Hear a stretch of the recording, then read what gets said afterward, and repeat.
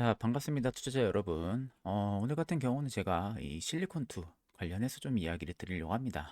사실 이제 뭐 실리콘투 같은 경우도 마찬가지고 대부분 이제 화장품주들 같은 경우도 굉장히 좀 기대감이 컸었어요.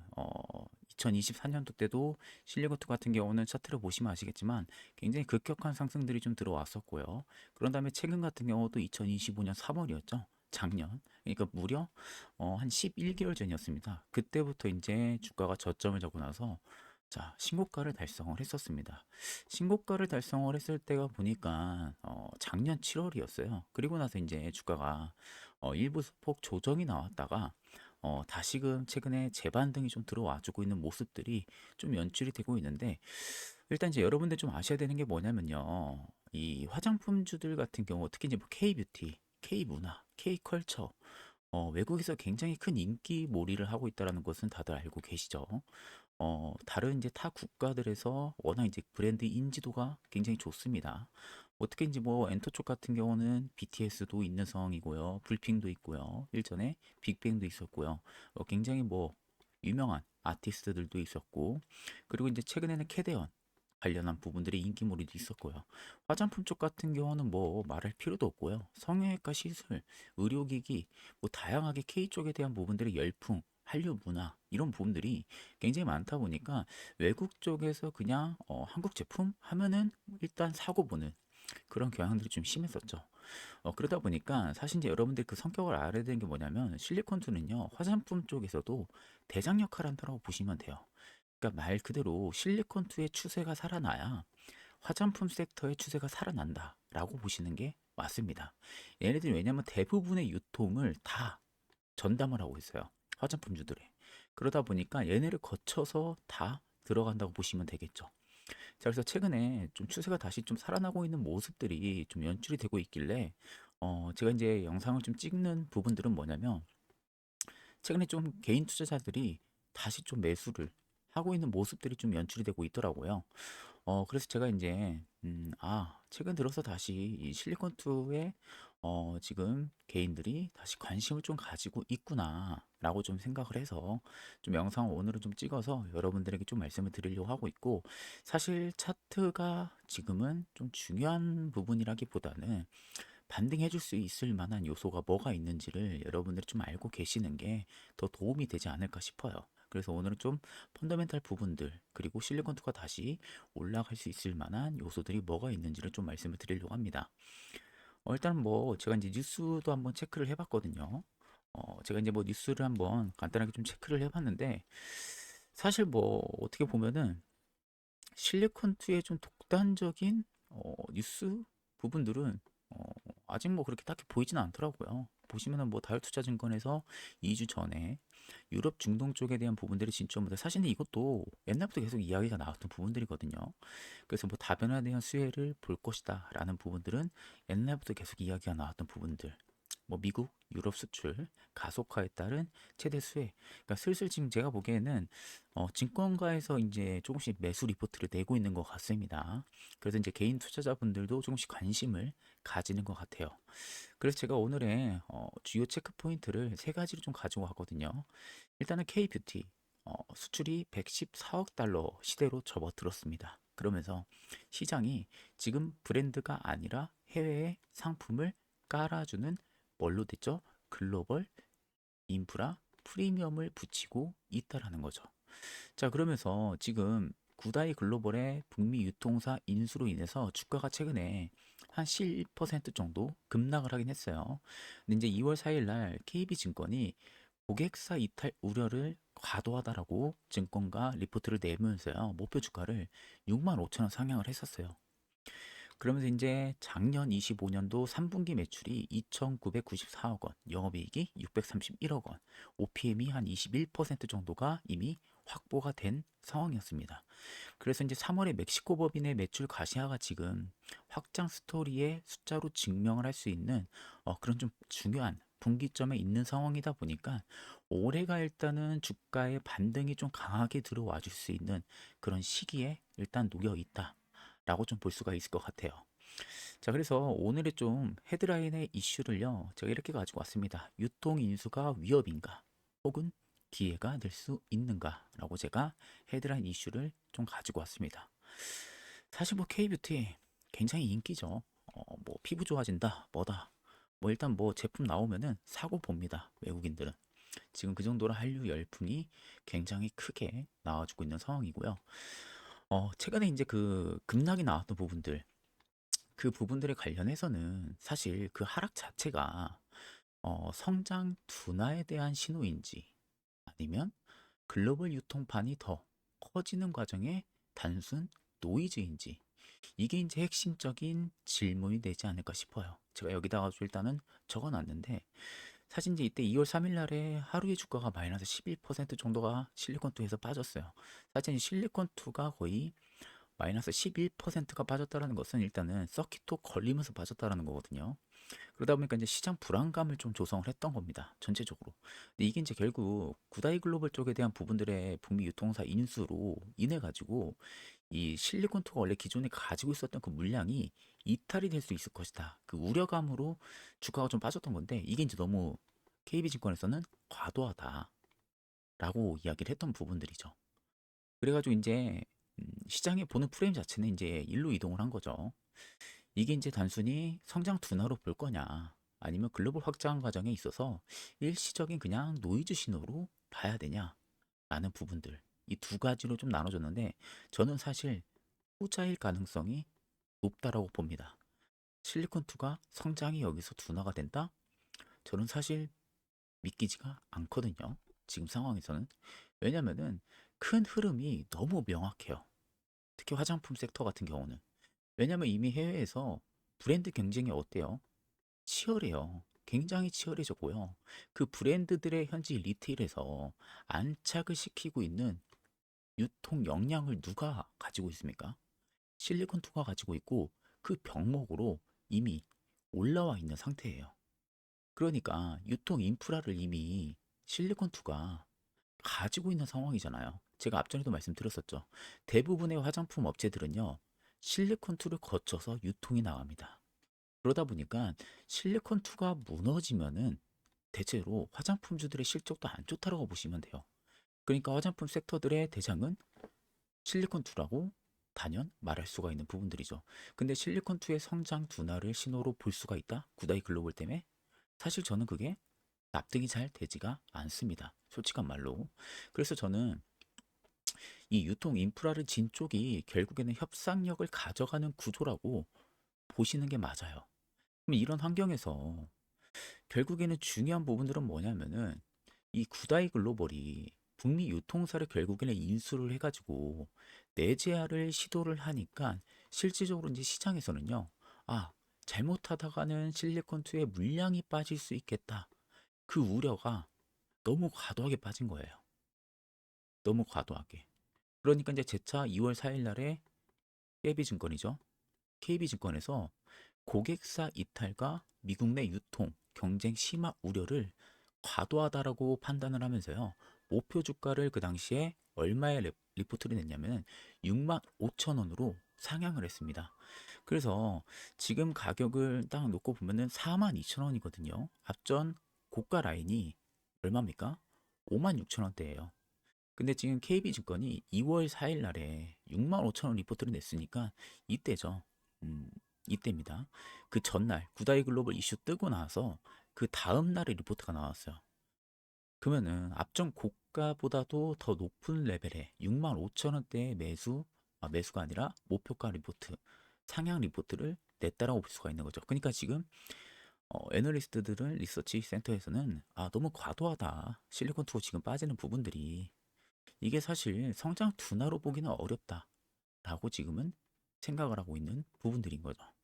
자, 그래서 지금 한성 USA에서도 이 코스트코나 이런 부분들의 타깃 중심이고 실리콘투는요 이미 아이허브 그리고 TJX, 얼타 등 채널 구성이 다르다라는 점도 KB증권에서 그 근거를 들이밀었어요. 리포트에서.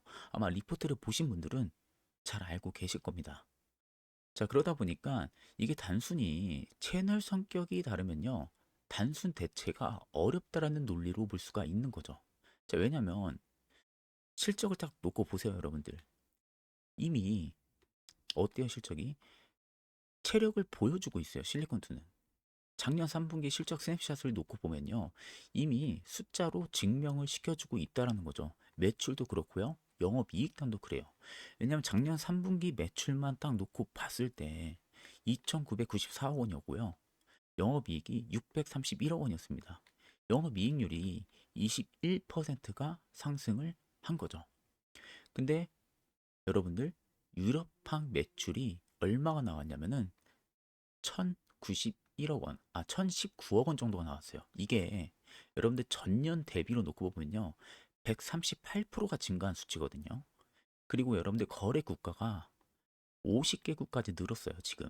그리고 중동은 3분기 매출이 305억 원. 이것도 전년 대비 55% 성장했어요. 자, 그렇다고 하게 되면은 한 권역에서 실내권투는요, 이미 의존하는 모델이 아니라는 거죠. 북미부터 시작을 해서요, 유럽, 중동, 이쪽으로 분산된 구조라는 점에서 변동성을 어떻게 보면은 낮추는 장치라고 볼 수가 있는 거죠. 그러니까 한 곳에 의존하는 유통 채널이 아니라는 겁니다. 근데 그 구다이 글로벌 이슈로 11%를 맞았다? 너무 과도하다. 라는 부분들. 이게 이제 충분히 여러분들도 이해가 되실 겁니다. 자, 그래서 사업 구조를 여러분들 딱 놓고 보면요. 우리가 명확하게 알 수 있죠. 물류 통관 쪽, 채널 세팅 쪽, 번역 확장 쪽. 이 세 가지로 딱 놓고 볼 수가 있거든요. 제가 아까 그 50개국 진출로 이야기했었고, 다 채널에 대한 부분들의 확보도 이야기했었고, 원스톱에 대한 부분들의 인프라 부분들도 이야기했었는데, 이쪽에서 전부 다 수익성이 나와요. 자, 그러면 지금 실리콘2의 사업 구조 핵심 축만 놓고 봐도요. 우리나라 국내 ODM, OEM 업체들이 해외 쪽으로 수출을 시킬 때 대부분 다 어딜 거쳐가겠어요? 실리콘2를 거쳐가는 겁니다. 왜냐면 여기 물류 통관 쪽에 대한 부분들의 실리콘2를 거쳐서 채널로 분산화가 되겠죠. 그러면서 다른 국가들로 진출이 되는 겁니다. 그러다 보니까 상대적으로 다른 화장품 기업들의 실적이 좋게 나오면은 실리콘2 역시도 실적이 좋게 나올 수밖에 없는 연쇄 구조를 가지고 있다라는 거죠. 대부분 기업들이. 이게 어쩔 수가 없는 부분들이에요. 실질적으로는. 자, 그러다 보니까 채널 차별화 전략에 대한 부분들도 앞전에 살짝 이야기했던 부분들인데 한성 USA, 코스코 타겟 중심, 대형 리테일 채널들을 이미 가지고 있고요. 실리콘투는요 이미 아까도 말씀드렸었죠. 아이허브랑 TJS 쪽에 얼타 중심으로 움직입니다. 그리고 온라인 전문 채널도 가지고 있고요.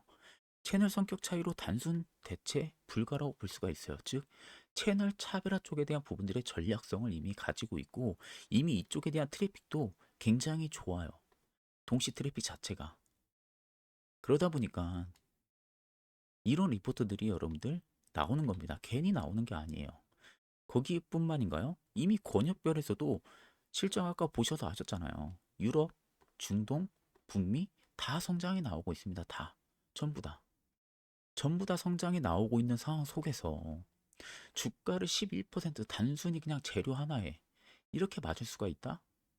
라는 부분들이 사실 참 말이 안 된다라고 볼 수가 있는 부분들인 거죠. 쉽게 말하면. 너무 과도하다라는 거죠. 쉽게 말하면. 자, 거기에 실리콘투를 앞으로 우리가 기대해 볼 수 있는 부분들은 뭐냐면 중남미 쪽에 대한 부분들의 확장 가능성이 열려 있어요. 지금. 왜냐면 올해 관건이 3월이에요. 3월 초에 지금 멕시코 법인 매출이 분기 실적에 반영이 됩니다. 자, 반영이 되기 시작을 하면은 실질적으로 중남미 확장이 실제 숫자로 찍히는 첫 구간이 되겠죠. 자, 그럼 만약에 1분기 실적에서 신규 권역 매출이 가시화가 되면요. 이게 권역 확장 스토리는 어떻게 될까요? 강화가 되겠죠. 결국 강화가 되는 스토리로 갈 것이고 반대로 만약에 멕시코 매출 인식이 지연이 된다라고 하게 되면은 이건 반대로 단기 멀티플 조정을 피하기는 또 어려울 수도 있습니다. 그러다 보니까 실질적으로 올해 3월이 실리콘투의 가장 큰 분기점의 역할을 할 수가 있는 부분들이 되는 거죠. 그러다 보니까 아마 이 3월 달이 가장 중요한 시점이 되지 않을까 싶어요. 제가 보기에는. 그리고 또 거기에 지금 제가 아래 글씨를 적어놨지만 여러분들 3분기, 작년 3분기 기준이죠. 이미 여러분들 영업이익률이 20% 이상 넘는 이익률을 확보를 한 상황입니다. 그러다 보니까 이게 사실 단기 변동이 쉽게 말해서 구조 훼손을 의미하는 단계는 아니라고도 볼 수가 있는 거예요. 그렇기 때문에 실질적으로 굳이 실리콘도를 그렇게 걱정할 필요가 있을까? 저는 싶은 거죠. 솔직한 말로. 자, 원래는 지금 이게 1번으로 가야 되고 좀 순서가 바뀌어야 되는데 제가 이제 급하게 PPT를 좀 작성을 하다 보니까 좀 밀렸는데, 자, 원래 NH투자증권에서 이 구다이 글로벌 이슈 나오기 전에 먼저 리포트가 나왔었어요. 6만 원대로. 그리고 나서 주가가 좀 잘 올라갔었어요. 올라갔다가 이 6만 원대 목표가를 찍지를 못하고 빠졌죠.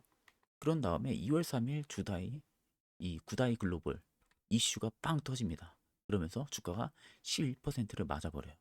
그러면서 이제 그 다음날 바로 KB증권에서 목표가 6만 5천 원 리포트가 나오죠. 아, 이거 너무 과도하다. 이렇게 지금 연계고리가 형성이 됐던 부분들이죠. 자, 그러면서 이제는 중요한 분기점이 이제 이쪽으로 이동을 한 거죠. 올해 3월로. 멕시코 법인 쪽에 대한 부분들의 매출이 반영이 예정이 되어 있기 때문에 이 부분들이 일단은 실리콘투의 가장 큰 체크 포인트가 될 가능성이 매우 높다라고 저는 생각을 하고 있는 상황이죠. 지금 사실 어, KB증권의 목표가 대비로만 놓고 봐도요, 이미 상승 여력은 40%, 45% 이상 열려 있는 상황이다 보니까 저는 실질적으로 올라갈 가능성이 매우 높다고 봅니다. 개인적으로. 그러니까 지금 투자를 하시는 분들의 입장에서도 굳이 그렇게 큰 걱정을 할 필요가 있을까 싶어요. 왜냐하면 K 문화에 대한 부분들은요, 실적에 대한 눈높이가 많이 높아졌을 뿐이지 실질적으로 성장은 꾸준하게 나올 겁니다. 어쩔 수 없는 저는 계리라고 생각을 하거든요. 그래서 이제 우리가 앞으로 계속해서 체크를 해야 되는 부분들과 결론을 이제 내리게 되면요. 자, 체크 포인트 1번은 그거죠. 앞서서 이제 말씀드렸던 멕시코 매출 실제 반영이 되는 여부를 체크를 하면 되고요. 두 번째는 유럽과 중동 성장세, 그리고 그에 따른 합쳐진 분기 매출 레벨이 상승을 하는지, 그리고 세 번째는요, 미국 채널에 대한 안정성과 고객사 이탈이 실제 영향이 얼마나 있는지, 그리고 네 번째는 권역 확장 속도와 영업이익률이 유지가 될 수가 있는지, 이 네 가지만 체크를 하면 됩니다. 자, 그럼 리스크를 하게 되면 두 가지를 좀 뽑을 수가 있어요. 첫 번째는 리테일 채널을 만약에 확대를 하다가 매출 채권이나 물류비 부담이 소폭 증가하게 되면 이게 좀 하나의 단기 변동성을 줄 수 있지만 중장기적으로 추세를 훼손을 시키지는 않을 겁니다. 단기 리스크라고 보시면 돼요. 두 번째는 멕시코 매출이 만약에 인식이 지연이 되면 이것도 단기 멀티플이에요. 그러니까 중장기 추세를 훼손을 시킬 만한 리스크는 저는 없다. 그러면 지금 실리콘투 입장에서 중요한 부분들은 1분기 실적이 권역 하창 스토리의 분기점이 될 가능성이 높기 때문에 올해 3월이 끝나는 그 시점이 중요해질 가능성이 높다. 이때 여러분들 뉴스 플로우를 잘 체크를 해보시고 기관과 리테일 투자자들의 수급을 유심히 한번 체크를 해보세요. 만약에 비중이 올라가는 낌새가 나오면요, 추세가 바뀔 가능성이 높다라는 신호로 해석을 해볼 수가 있습니다. 제가 그때 가서도 만약에 이슈가 나오게 되면은 또 영상 촬영을 해가지고 여러분들한테 좀 말씀을 또 도와드릴 예정이니까 그 부분 역시도 여러분들이 참고하시고요. 그 밖에도 여러분들 혹시라도 아, 저 이 종목 좀 궁금해요. 저도 뭐 이 종목 지금 뭐 요거 누구 따라서 샀는데 계속 떨어진다거나 아니면 뭐 이거 계속 오르는데 어디서 뭐 어떻게 해야 될까요? 뭐 이런 좀 궁금해하는 종목들 있잖아요. 제가 여러분들한테 뭐 정확하게 뭐 어디서 파세요, 어디서 사세요 이렇게 말씀은 못 드려도 그 종목에 대한 펀더멘탈부터 뭐 기업에 대한 밸류 뭐 이런 부분들, 앞으로 성장성, 이런 부분들은 제가 좀 분석을 해가지고 좀 말씀을 드릴 수 있기 때문에 또 그게 또 하나의 제가 어떻게 보면 여러분들에게 소개를 해드릴 수 있는 영상의 또 레퍼런스가 될 수도 있잖아요. 그러다 보니까 좀 많은 분들의 좀 관심을 좀 부탁드리고요. 여러분들 구독이랑 좋아요도 꼭 한 번쯤 눌러주시면은 고맙겠습니다. 자, 그럼 오늘 실리콘2 영상은 여기서 마무리하도록 하겠습니다. 감사합니다.